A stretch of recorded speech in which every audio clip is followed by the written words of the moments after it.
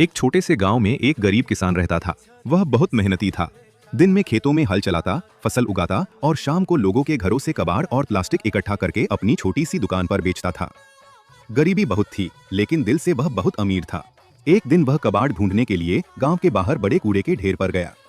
वहां उसे अचानक मिट्टी और कचरे के बीच एक बहुत बड़ी और सुंदर माँ दुर्गा की मूर्ति दिखाई दी। किसान हैरान हो गया और बोला, अरे, इतनी पवित्र माँ दुर्गा यहाँ कचरे में कैसे पड़ी हैं?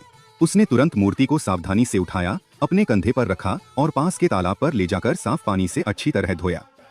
उसने कपड़े से मूर्ति को पोंछा और एक साफ जगह पर आदर से स्थापित कर दिया।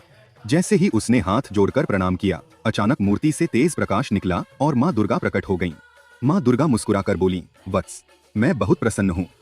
कई दिनों से मैं कचरे में पड़ी थी, किसी ने मेरी ओर ध्यान नहीं दिया। तुमने मुझे सम्मान दिया, साफ किया और सच्चे मन से पूजा की। बोलो, तुम्हें क्या चाहिए?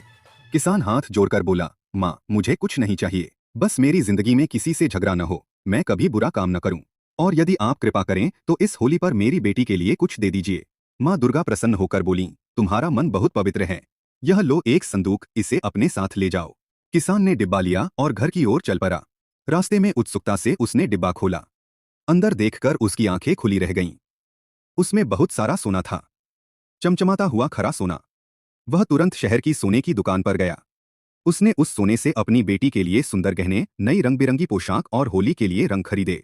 होली के दिन उसकी बेटी नए कपड़े पहनकर खुशी से झूम उठी। किसान की आंखों में आंसू थे, लेकिन इस बार ये आंसू खुशी के थे। उस दिन से किसान और भी मेहनत करने लगा, लेकिन कभी घमंड नहीं किया। वह हमेशा कहता, सच्चे मन और अच्छे कर्म से ही माँ दुर्गा की कृपा मिलती है। शिक्षा, कभी भी किसी पवित्र वस्तु या व्यक्ति का अपमान नहीं करना चाहिए। सच्चाई और अच्छे कर्म का फल अवश्य मिलता है। भगवान हमेशा सच्चे और दयालु लोगों की सहायता करते हैं।